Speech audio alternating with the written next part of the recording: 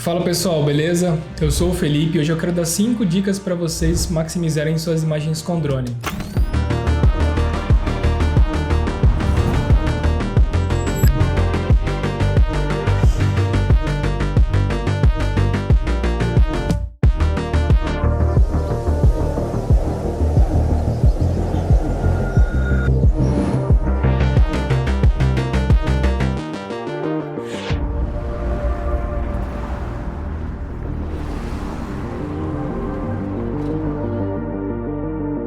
Pessoal, a primeira dica é muito simples, né?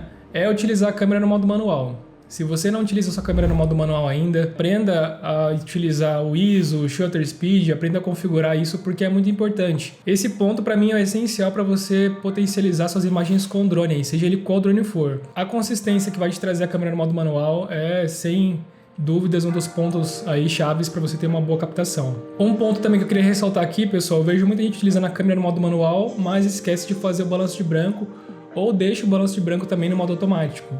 A ideia do balanço de branco é que o branco realmente seja branco.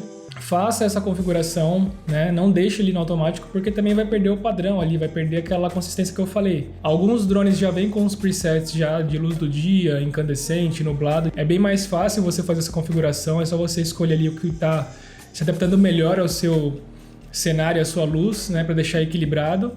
Já no Mini 2, por exemplo, isso é feito de uma forma manual ali, por temperatura em Kelvin. Isso vai te ajudar muito também no pós-produção, na hora de você editar ali, fazer a correção de cores, e também na hora de você fazer edição com outras câmeras, não vai ficar destoando ali a imagem muito quente da imagem muito fria, que isso fica muito nítido quando há essa diferença. Então a primeira dica essencial aí, utilize a câmera no modo manual e não se esqueça de fazer o balanço de branco. A segunda dica são os filtros NDs, até porque se você está utilizando sua câmera no modo manual, você vai precisar sim dos filtros NDs para manter a regrinha do 180, né? O que é essa regrinha? É você utilizar o seu shutter speed o dobro do FPS, ou seja, se você utilizar o seu FPS a 30, o shutter speed tem que ser 60. Só que numa condição de luz, né, durante o dia e numa condição normal, isso vai ficar bastante estourado e você precisa quebrar essa luminosidade, esse excesso com os filtros NDs. Isso acredito também que vocês já saibam já, mas para mim, a cereja do bolo com relação a filtros NDs são os NDs polarizados. Eu tenho esse kit aqui da Freewell, né, eu comprei para o Mini 2, eu já venho utilizando filtros NDs polarizados desde o Mavic Air e para mim eles são sensacionais. A diferença do filtro ND polarizado para o comum é que o polarizado ele vai tirar o excesso de reflexos de superfícies naturais, por exemplo, de floresta, de mato, né, de superfícies verdes aí, e também de reflexo de água. Então ele vai quebrar esse excesso e qual que é o ganho com isso, pessoal? É mais informação, né? Você vai ter ali um detalhamento muito maior nas suas imagens, vai ficar a imagem muito mais bonita. E também ele até dá um realce nas cores ali, não é nada exagerado, nada que vai atrapalhar no pós-produção, mas ele dá uma coloração mais viva ali que realmente fica muito bonito. Então o ganho com os filtros NDs polarizados para mim também são bastante importantes, né? Eu não tiro mais esses NDs polarizados do meu drone e os próximos que eu comprar também eu só vou comprar polarizados. Claro que se você tem os NDs comuns, você não precisa se desfazer deles, isso não vai te prejudicar na imagem, mas isso daqui é um plus, né? Eu considero, como eu falei no início, a cereja do bolo dos filtros NDs, para mim é a polarização desses daqui. Terceira dica é com relação à resolução versus FPS. Pessoal, hoje eu trabalho basicamente com 2K a 30 FPS. Primeiro, por que o 2K? É uma resolução que é bastante flexível na edição, ela não pesa como um 4K, por exemplo, para trabalhar. Se você tem uma máquina razoável igual a minha, por exemplo, que não é nem uma máquina da NASA aí, mas me atende bem. Então, essa flexibilização na edição eu gosto bastante, e também porque eu trabalho na maioria das vezes com timeline em 1080, e aí eu faço o quê? Eu faço um downscale dessa imagem, e ali dá uma resolução bastante interessante, e aí até para casar com as imagens da minha Sony, por exemplo, vai ficar algo bem legal mesmo.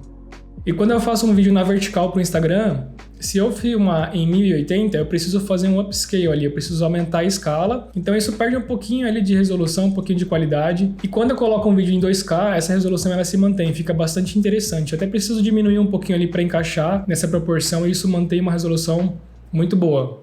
E o 30 FPS é porque eu gosto da fluidez do 30 FPS e também me permite ali fazer uma suavização, baixando até 20% da velocidade nessa filmagem. E a quarta dica é uma coisa que mudou muito depois que eu comecei a praticar mais isso, que é com relação aos horários de filmagem. Eu opto sempre pelos horários de filmagem na parte da manhã, entre 6 da manhã e 7h30, até 8 horas da manhã, dependendo, porque tem uma luz muito boa, né? Eu também consigo aproveitar o nascer do sol, que dá uma luz muito interessante. E também na parte da tarde, a partir das 4 horas da tarde, que dá uma luz ali mais suave. E também já é início do pôr do sol, que dá uma imagem muito bonita. Então, quando você for filmar, pense nisso, né? Pense nos horários que você vai filmar, a luz que vai te trazer, porque isso com certeza vai fazer uma diferença enorme nas suas filmagens. Você filmar no mesmo lugar meio-dia e depois filmar esse lugar às 5 horas da tarde, por exemplo, é uma luz completamente diferente e vai te trazer uma imagem muito mais bonita. Então pense sempre nisso, nos horários que você vai captar e aproveite as melhores luzes aí, né, os cenários mais bonitos, que isso vai fazer uma diferença enorme para você também. E a quinta e última dica é com relação à pós-produção. A parte de edição é muito importante também pra gente aí trazer um vídeo bacana, fazer um vídeo bem feito. E a parte que eu gosto de comentar com relação a otimizar as imagens com drone é do color grading, né? A correção de cor e color grading é um fator essencial para você otimizar muito suas imagens. E nesse ponto eu quero comentar especificamente sobre as máscaras. Eu uso bastante máscara nas minhas edições aí com drone para compensar alguns fatores que meu drone não tem, por exemplo, Dynamic Range. Se eu estou fazendo uma imagem ali e talvez deixar um pouco mais escura nas sombras, ou então os realces estão um pouco mais altos, eu compenso isso através da edição no color grade usando as máscaras. Eu gosto muito dessa ferramenta, eu uso bastante e realmente isso vai te trazer uma qualidade muito grande ali nas suas imagens. Claro que o color grade não é um assunto fácil, a correção de cor também não é um assunto fácil, exige prática e muito estudo também. Eu não sou nenhum especialista em color grading, até hoje eu estudo bastante sobre isso, mas essa quinta dica para mim também é um ponto essencial, aí você ter paciência para trabalhar com as suas imagens com drone, né, para que você tenha um resultado bom, que chegue naquilo que você realmente quer ali. Beleza, pessoal, é isso. São dicas bem simples aí para vocês. É o que eu faço hoje com as minhas imagens, não tem nenhum segredo, as pessoas me perguntam bastante. Então decidi responder aqui para vocês, espero que tenha ajudado aí. E se você tiver alguma dúvida, deixa nos comentários que eu vou responder todos aí. Pessoal, valeu e até a próxima.